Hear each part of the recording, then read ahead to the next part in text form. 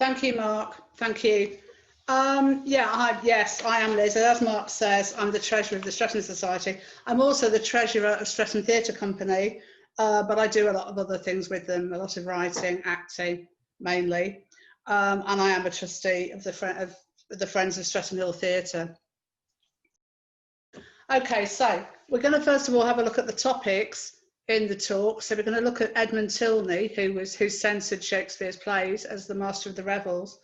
And then we're going to have a brief look at theatre in the 18th century and the connection of Samuel Johnson with Stratton. Streatham Assembly Hall comes next, and that's the main building for theatre in Stratton for more than 50 years. So as you see, after that we'll move on to Pageants, the Streatham Hill Theatre, and then we'll go on to post-World War II and the future of theatre.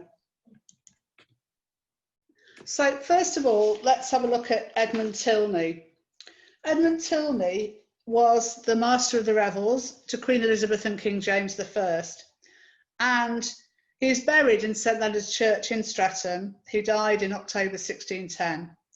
And as censor of plays, he had two main duties. One was to eliminate from Shakespeare's text, or the text of all the playwrights who were active at Shakespeare's time, all quotations from scripture and all words that were blasphemous and objectionable.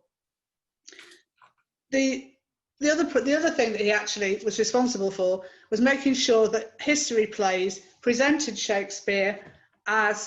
presented the royal family as in the way that the Tudors wanted to be portrayed. In other words, so that the House of Lancaster prevailed. So that's why Richard III has a hump and is credited with murdering the little princes in the Tower, this sort of thing, whereas Queen Elizabeth was presented as the Virgin Queen and as some kind of divine being. So he was very, very pro Tudor. The monument to Tilney in the south porch of Stratton Church, of the church, reveals him as someone who was very keen on the pride of his family, and his inscription consists almost entirely of a list of his aristocratic relations.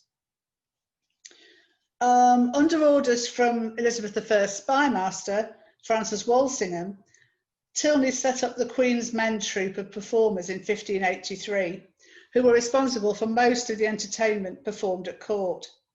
And actors were thought to be useful to Walsingham's spy network, as they travelled a great deal, nationally and internationally. The Queen's Men were treated very well, but unfortunately they didn't retain their dominance at court for long. And by the early 1590s, most of them had transferred to other troupes. Some of the plays performed by the Queen's Men include ones that must have inspired Shakespeare: The Troublesome Reign of King John by George Peele, King Lear, spelled L-E-I-R, the author disputed, and also plays by Robert Greene.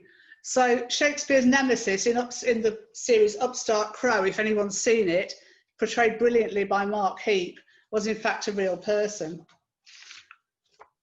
Now we're going to have a look. Oh, here's Simon Callow, who was famous for being a Strathamite and also a promoter of Streatham Hill Theatre, played Tilney in Shakespeare in Love. So here he is.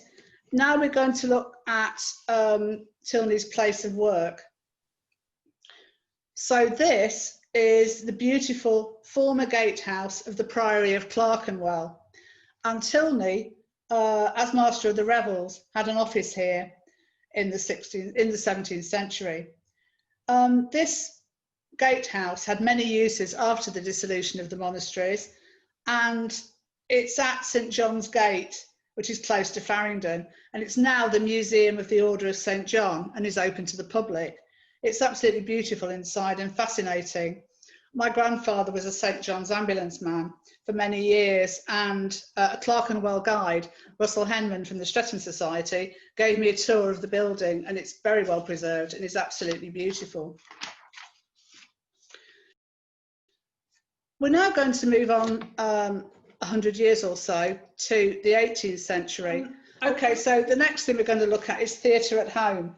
And following the popularity of Stratton, because of the mineral wells which we have here, many prominent families built country houses here, including the Thrale family, who had a beautiful home in Stratton Park, which is now the area of Fursdown, which is sort of the west of Stratton, on the way to Tooting.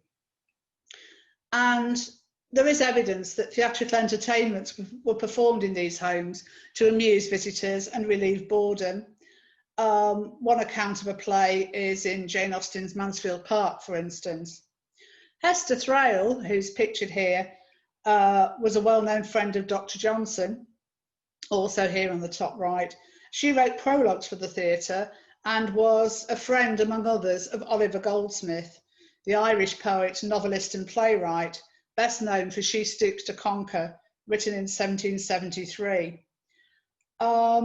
It is quite a well-known play. It's still performed now, and it deals with the story of Mr. Hardcastle and his second wife, and his daughter Kate, and Mrs. Hardcastle's son Tony Lumpkin. And Tony Lumpkin convinces two potential suitors for the hand of Kate that the house they're going to, Mr. Hardcastle's house, is actually an inn. So the play is all about the comedy which ensues. So if you like that sort of thing, I recommend She Stoops to Conquer to you. It's on YouTube. I'm not going to play the film clip because it takes a long time to load, I'm afraid. As we move on through time with the advent of the railways, Stratton became more built up. There were shops, smaller houses, and later public buildings and halls, including the Beehive Assembly Hall, next to where Sainsbury's is now, and also many churches, and most churches had a hall. So things are starting to move on, and Stratton's becoming more built up. And the next place that we're going to look at is Streatham Assembly Rooms. This is one of the public buildings which was in place, and it actually stood on what used to be Streatham Station Approach, where Cafe Barcelona is now, opposite Aldi, and it occupied the whole of that block. It opened in 1887 in a blaze of glory and was pulled down, sadly, forlorn and derelict in 1988. So some of you probably passed it without knowing what it was. I didn't, unfortunately. I moved to Stratton too late to see it. Confusingly, the Assembly Room was usually referred to as Stratton Town Hall, though it never fulfilled the functions of a town hall, unlike Brixton. It was actually a cultural centre for Stratton, almost like the Stratton Space Project of its time.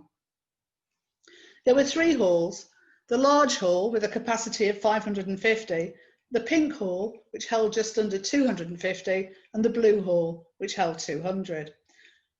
The walls of all three halls were lavishly decorated with beautiful paintings by the Greaves brothers, who were pupils of Whistler, famous for Whistler's mother. The painting you see here gives you an idea of how the hall might have looked. The large hall had a well-equipped stage with a sloping floor and two green rooms. Unfortunately, there aren't many pictures. I haven't really got many pictures of this. The theatre certainly took place here, but I'll just mention a couple of other things that occurred here. In 1901, Winston Churchill spoke about his adventures in the Boer War. In 1910, Shackleton spoke about his adventures at the South Pole. And in 1913, Emmeline Pankhurst addressed a gathering of Stratton branch of the suffragette movement. In 1904, some of the world's earliest talking pictures were screened. The effect was achieved by syncing the lip movements of the actors on screen with gramophone records. In October 1910, 22-year-old Edith Evans, famous for the words, "a handbag," from her role as Lady Bracknell in The Importance of Being Earnest, and her key roles in George Bernard Shaw's plays The Apple Cart and The Millionairess, made her first appearance on the British professional stage as Viola in Twelfth Night with the Streatham Shakespeare Players. One of Edith Evans' tutors was Miss Massey, head of drama at the New Park Road Evening Institute, which looms large in the theatrical life of Stratton. So we now look at the stars of the Assembly Rooms, some of the stars of the Assembly Rooms. And Amateur theatre groups also used this hall. One was the Curtain Club, whose chairman was Charles Cow, of the Cow family who owned PB Cow Rubber Factory. Another was the Comedy Club, founded in 1881. And leading lights of the Comedy Club were John and Bertha Whitfield, parents of June, and the family lived in Streatham Hill. The type of entertainments that were performed at the Assembly Rooms were often combined affairs, such as one in 1899, which comprised Scenes from a School for Scandal by Sheridan, piano music by Grieg, various songs, an appearance by the Ladies' Mandolin Band, and even a conjurer. So I'm sure the audience would have definitely been ready for the buffet in the interval. Many amateur groups performed here at the Assembly Rooms, and in 1925 and 1936, indoor pageants were performed in the large hall.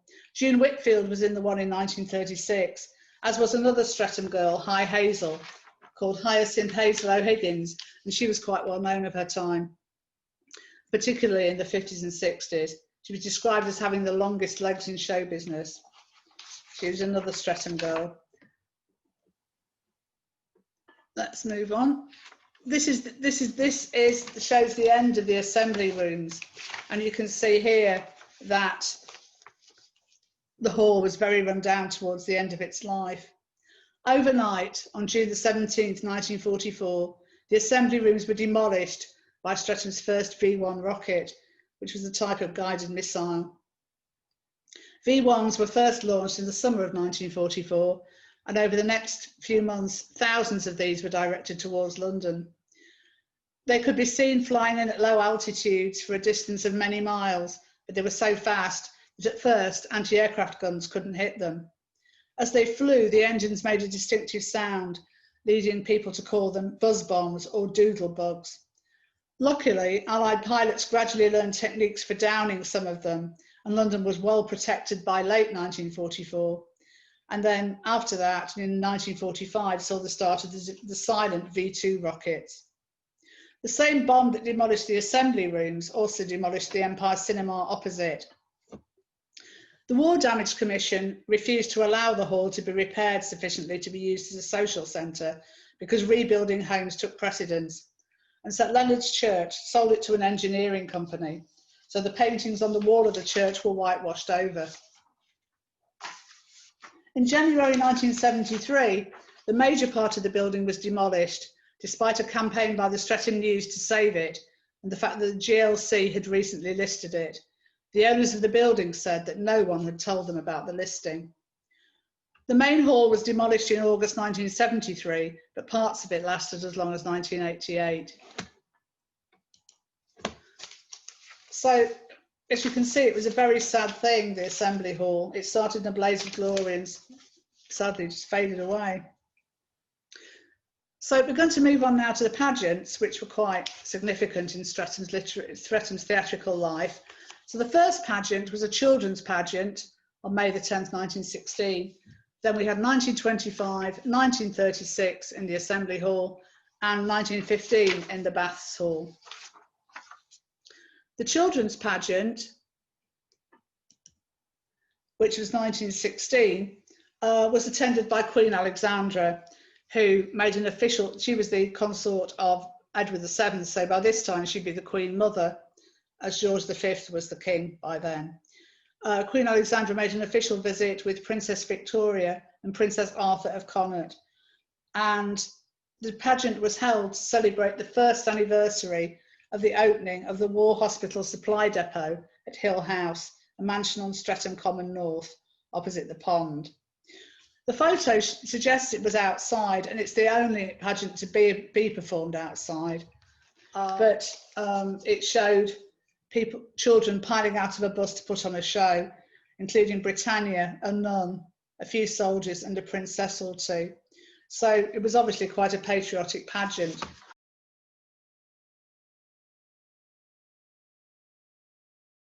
The pageant of 1925, which, as you can see, has a number of episodes here. This was a small pageant. It was inside, and it was performed 7 times in November of 1925. So by this time, the assembly rooms were owned by St Leonard's Church, and was called St Leonard's Parish Hall. It had a cast of approximately 100, who were mainly members of the church, and it was directed by Miss Massey of the Streatham Shakespeare Players Association, and a number of those people were in the pageant too. This pageant had a strong Christian ethos. They're often historical, but this one was mainly far more Christian than historic. And the week after the pageant, there was a united demonstration in Streatham Hall, attended by the League of Nations Union, really promoting anti-war. So it was the Streatham Christian Council and the No More War movement were promoting anti-war and freedom. Stratton was heavily affected by the First World War and suffered a lot of damage from Zeppelin raids, and 725 local servicemen were killed. In the Book of Words, as the script was known, so the pageant is really pro-Christian, pro-freedom, and the episodes in the pageant, as you'll see on the slide, really reflect that.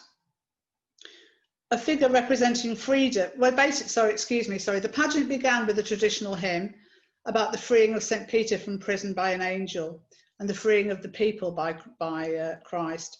A figure representing freedom guided a girl student of 1925 through several incidents that showed the value of freedom in different aspects, especially something that derived from religion. At the end of the pageant, the girl student re-entered with other characters who proclaimed the importance of the church, and the pageant ended with freedom reaffirming the moral of the pageant, that freedom should be used in the service of God. The freedom made £602 profit, which was approximately £18,000 in today's money, which went to the Streatham Hall Fund.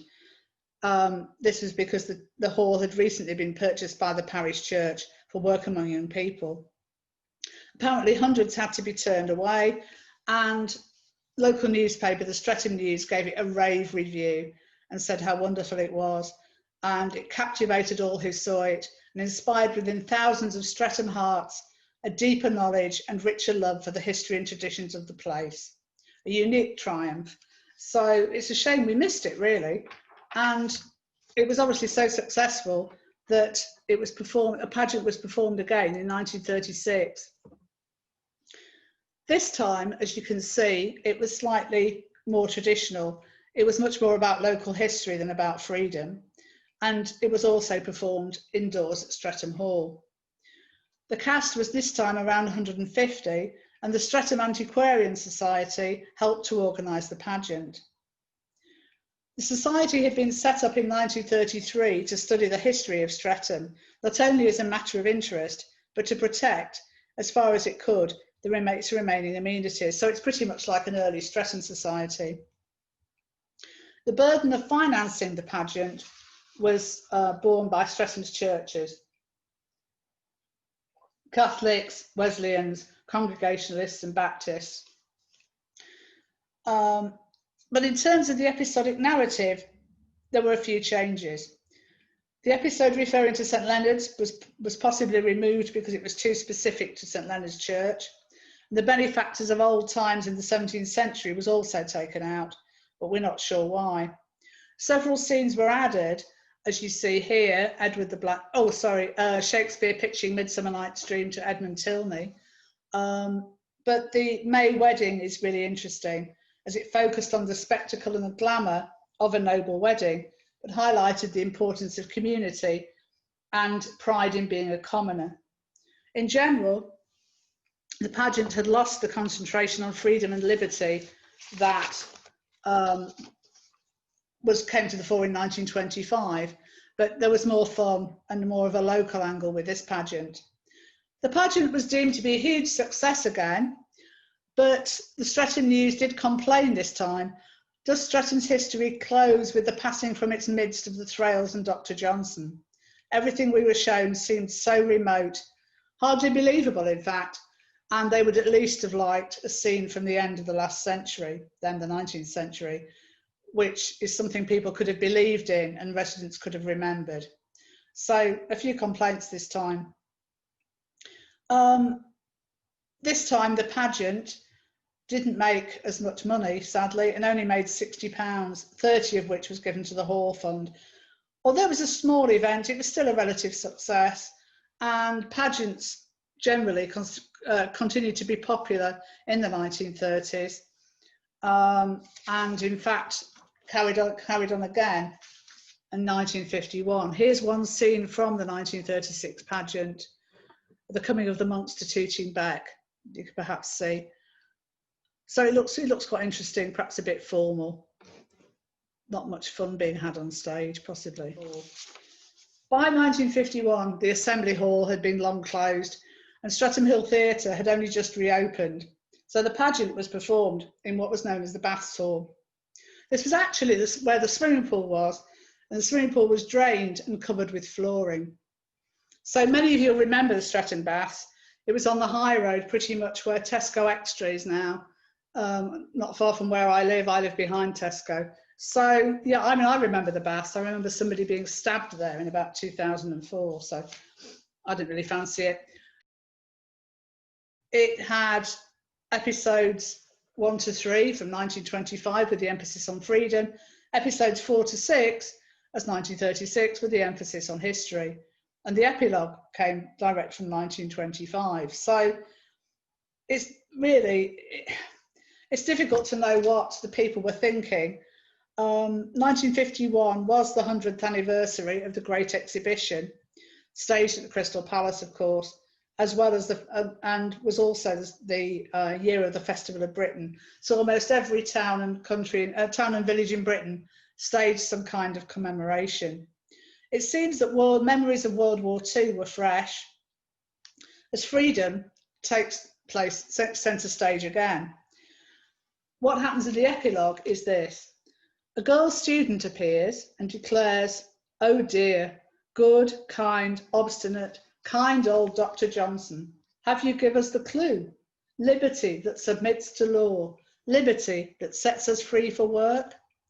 Two people from previous episodes ask the girl student if she goes to St Leonard's Church, which she does, promising that she says her prayers.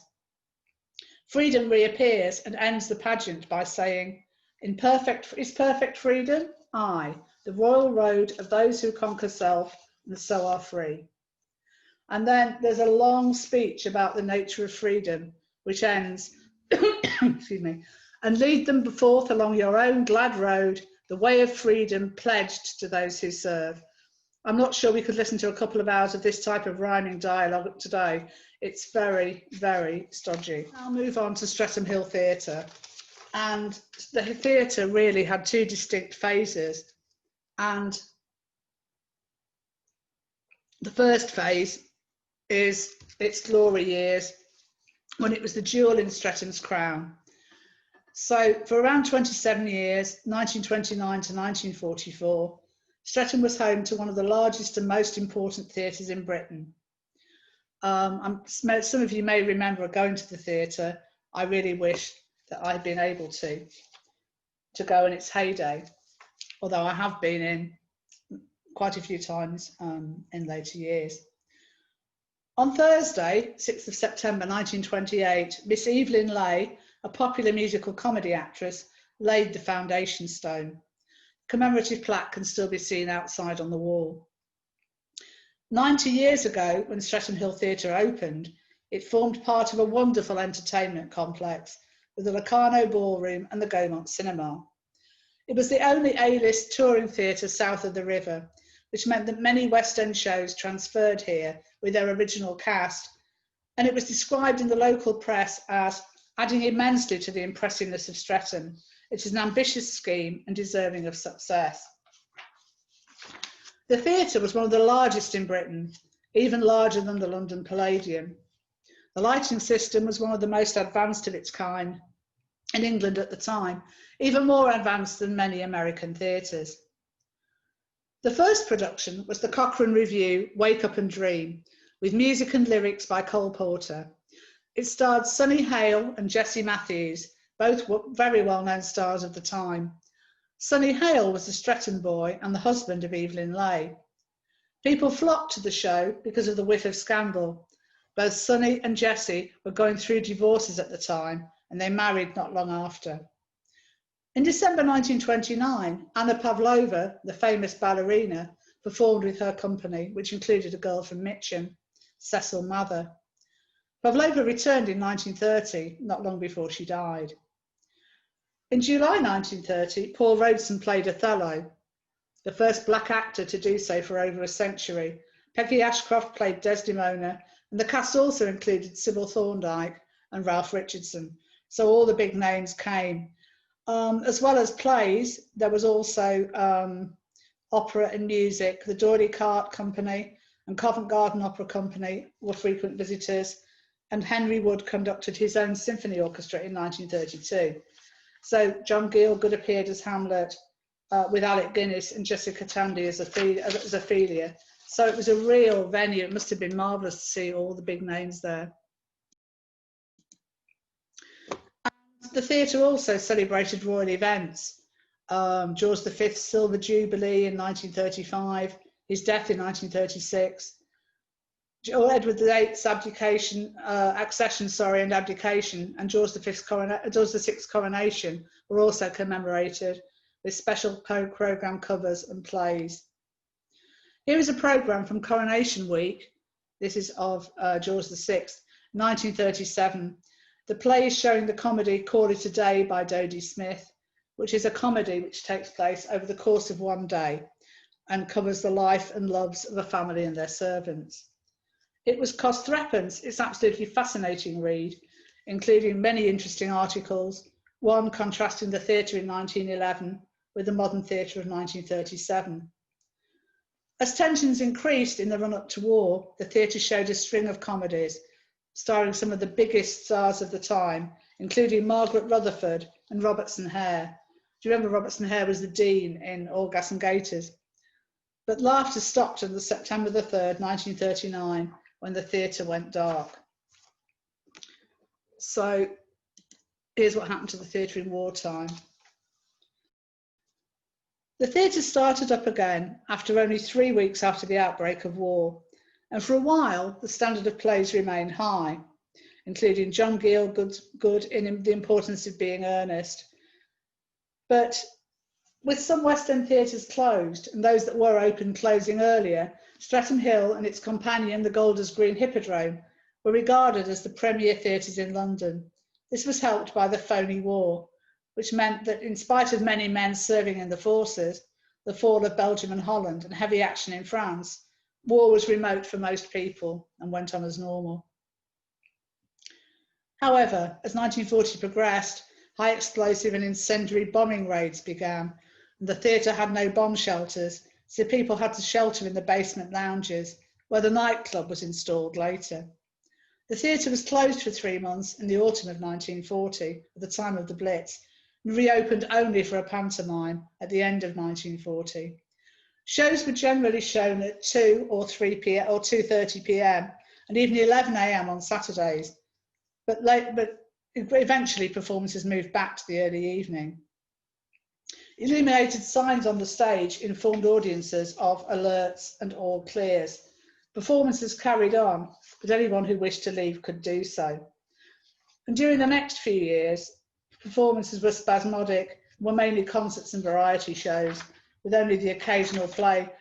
The theatre also showed girly shows, which were legal as long as the near-naked ladies didn't move. If you remember, like the Windmill Theatre was shown in Stratton, and perhaps the most famous of these were Gaston and André, who performed the famous Adagio dance.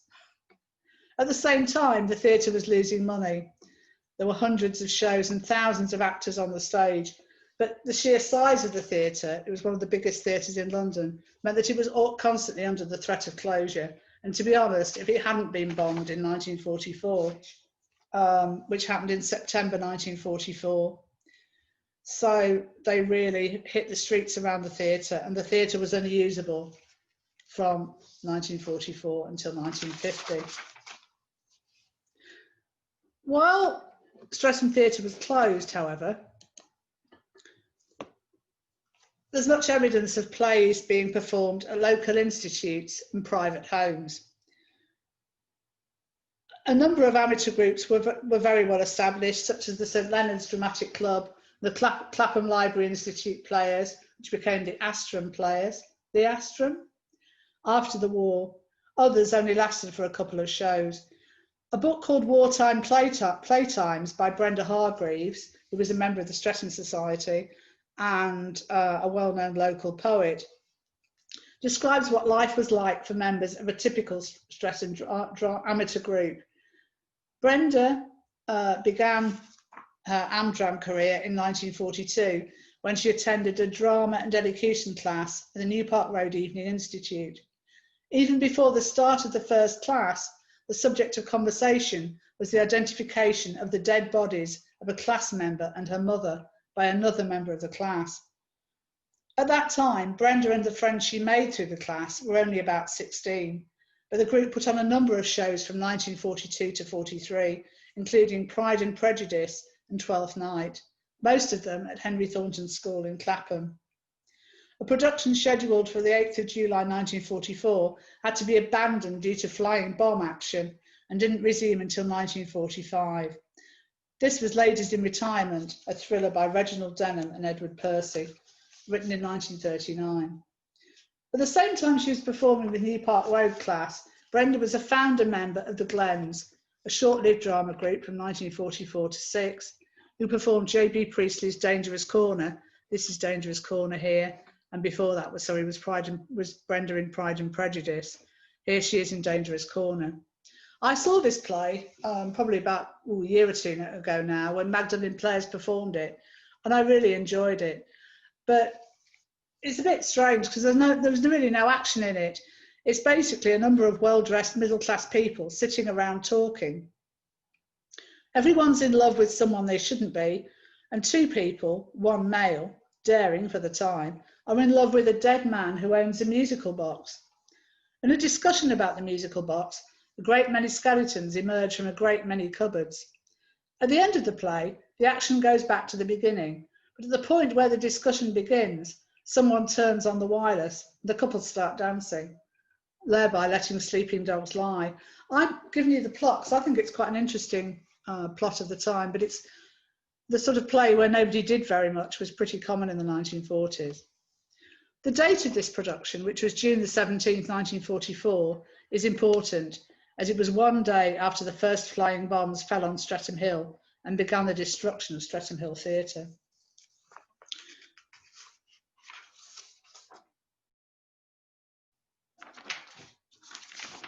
So here's Streatham Hill Theatre in the 1950s. And it reopened in 1950 because rebuilding homes took priority. The opening show was a pantomime at the end of 1950. It was Cinderella, with a young Clive Dunn from Dad's Army as one of the broker's men. Rich and famous people continued to visit after the reopening. Winston Churchill attended a performance of Yeoman of the Guard by the D'Oyly Carte Opera Company in 1952. In 1956, Arnold Wesker came to see John Osborne's play Look Back in Anger, and it inspired him to write his Roots trilogy.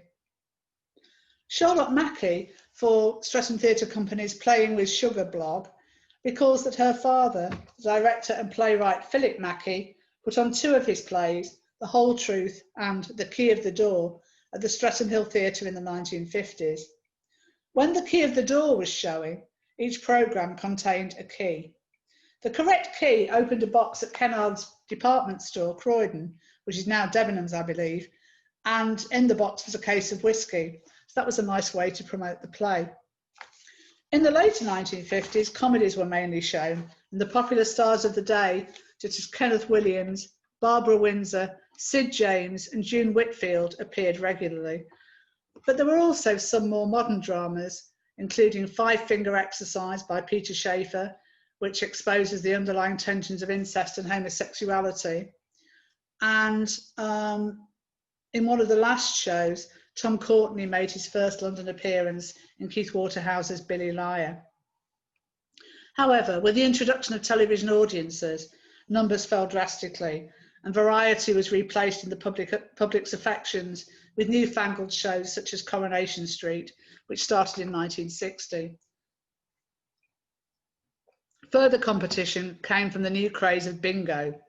So the theatre finally closed its doors in 1962 and opened as Mecca Bingo. So here are the Stratton Society players. They were really ran for about 20 years from the mid-1980s. So I wanted to mention them because they were in many ways, they were the forerunners of Stratton Theatre Company. They also filled a gap in Stratton that had grown up had opened when Streatham Hill Theatre was closed. As you can see, one of the shows they did was called Shades of Streatham Hill Theatre. And Brenda Hargreaves wrote many of their plays. So the Shades of Streatham Hill Theatre was a sort of retrospective of some of the plays and music performed there, including a scene from Sheridan's School for Scandal and Let's Do It by Cole Porter. In 1990, the players performed Sweet 16, a celebration of the Stratton Society's 16th birthday, which was an updated version of their first show, the Stratton Review, and was based on the history of Stratton. One sketch involved the French artist Camille Pissarro, who lived in Norwood in the late 19th century. The artist had decided to paint a mural on a local wall and was just in the process of signing it when he was pounced on by an irate policeman who accused him of being a dirty-minded vandal. Pissarro protested that he was only signing his name, but the policeman said, "Oh yes, we all know how that's going to end. Piss off." "No, Constable," replied Pissarro. "I'm French, not Russian." Another skit involved the women of Stratton, was a snapshot of Stratton of the time. So there was the lady bus driver, the harassed shop assistant, the prostitute, and the lady vicar. And I'll read you just a snapshot of these. The lady bus driver sang a song to "Oh Dear, What Can the Matter Be?" I'm not going to sing it. She says, "I come out of Telford, they shout, woman driver. Well, somebody will, I can bet you a fiver. The most famous rider since Lady Godiva, when I take my bus on the road. Oh dear, what can the matter be? Oh dear, only last Saturday, someone who was as fat as Roy Hattersley got stuck in one of the doors. Old fellas with sticks and old ladies in glasses get on my bus and they show me their passes. But when I pull up, they fall flat on their faces when I take my bus on the road." We also have the prostitute, because as you may remember, parts of Stratton were quite famous for prostitutes in those days. "I have often walked down the street before." This was to the song of "On the Street Where You Live." "Not surprising, because it's always been my beat before. I can always thrive on the men who drive in their cars down the street where I work. But oh, that quivering feeling to know the police are near, the oh so shivering feeling that any second they may suddenly appear. Local people say, kindly go away, but I don't give a darn for all the things they say. I defend my right every day and night to be here on the street while I work." There were also the Harris shoe shop assistant and the lady vicar, which of course we have now with Canon Anna.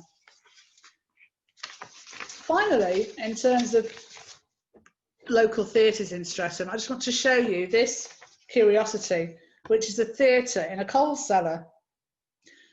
In 1948, a former professional actress created a theatre in a coal cellar in New Park Road. The acting space was only 9 feet wide by 33 feet deep, was obstructed by a brick cupboard that had once been a coal larder. The amateur theatre clubs that were set in there ran from a long time. And the audience of 21 could sit on tiered seating. So here they are performing Everyman. Excuse me.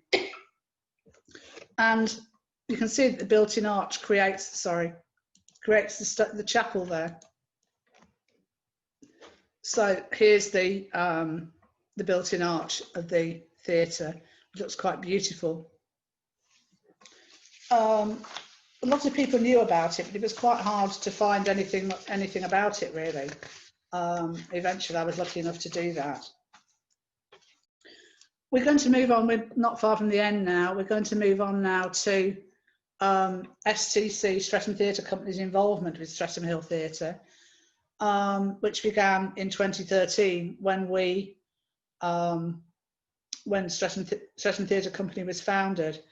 From 2013 to, sadly, when Beacon Bingo closed at the beginning of 2017, Streatham Theatre Company had a close association with the Bingo Hall, mainly due to Craig White, who was the previous manager, who had a great love of theatre. And Streatham Hill Theatre is a place of memories for all of us who were lucky enough to act there and to take part in our shows. Stratton Then and Now was our first show. It was a sketch show based on the poems of Brenda Hargreaves, who was the author of Wartime Playtimes. We were thrilled that she was able to come to the show. Brenda knew Evelyn Leigh slightly, and Evelyn told Brenda about spending the night before laying the foundation stone for the theatre, drinking absinthe with some Americans. This led to Brenda writing a poem called The Stone is Laid. She read the poem in Stratton Then and Now, and I'm going to try and find it and read some of it to you. The Stone is Laid by Brenda Hargreaves.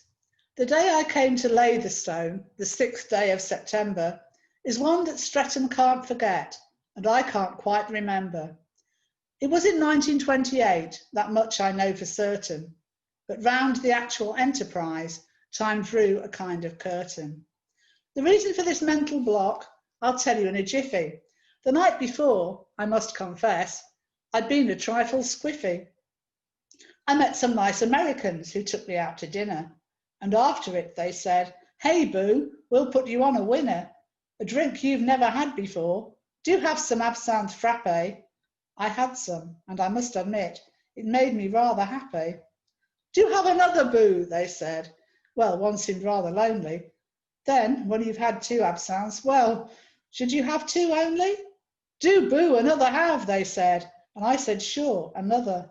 And when I woke up in my bed, unlocked my eyes, oh, bother. So the upshot was that she was late to lay the stone. And Brenda finishes the poem with, "I won their hearts at Streatham Hill, the hardest hearts I'd soften. I loved the theatre that they built and played there very often. The reason why I'm still your friend should not be hard to ponder. I came here steeped in absinthe. Absinthe makes the heart grow fonder." I was lucky enough to interview Brenda for our STC's Playing with Sugar blog not long before she died, and she shared a memory of meeting Jack Warner at Streatham Hill Theatre, which was lovely. Brenda asked him to sign her programme, and he put his arm around her and said, "So you're Brenda, are you?" This slide shows some of Streatham Theatre Company's shows at the theatre, and Breaking the Code by Hugh Whitemore, directed by Helen Mason, was what I think was one of our best shows to date. We were very lucky to get Lewis Fox as our leading man, who is now out of drama school. I'm sure he's probably come straight out of drama school into the awful world of that the theatre has become today, of darkness, uncertainty, and no work.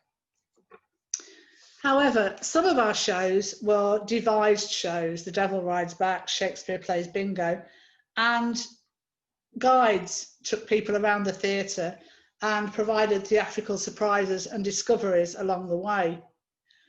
I was lucky enough to be one of the guides in many cases, and to be quite honest, each time I was a guide, I lost people. And we always had to have somebody going round to find the stragglers and put me back on the right track, because I have no sense of direction whatsoever. But I have such great memories. We had a dead body falling from a balcony directly in front of a table of bingo punters who didn't know anything about it, who were absolutely terrified. We had David Evans, who was a late and much missed member, who was the projectionist in the projection room up in the gods. Terry was the Harris theatre manager, trying to placate his wife and keep his actress mistress happy. And possibly the best one, the devil appeared to a group of lady teachers who had summoned the Lord of Darkness to the theatre basement. And I was lucky enough to write that sketch. The final tour that Stratton Theatre Company gave was straightforward, with no embellishments, to a group of Beacon Bingo managers who were deciding whether or not to keep bingo going. In the end, in spite of our efforts, they were not to be persuaded, and the theatre closed to become a 24-hour slot machine venue in early 2017. No theatre has been performed there since, and we haven't been in either, so it's all very sad. So finally, references and acknowledgements. So far, as you can see them here, some from Brenda Hargreaves. Our main source on Streatham Hill Theatre is Streatham Hill Theatre, The Story of a Suburban Theatre by John Cresswell. Historical Pageants database. We also have thanks to John Brown, who gave me a lot of information, Russell Henman, who took me around Edmund Tilney's offices in Farringdon, and also Sean McCormack, who helped me with the pageant information. Very briefly look into the future. We now have the Friends of Streatham Hill Theatre. Oh, so we have the Stratton Space Project first, which is a new theatre in Stratton, and the Friends of Streatham Hill Theatre have managed to raise the money, £35,000, with help from Theatres Trust and Lambeth, to set up a viability study as to whether we can actually acquire the theatre and run it as an arts venue. We're really hoping we can. The feasibility study is taking place at the moment, and so we'll have more news when that's happened. So thank you for listening.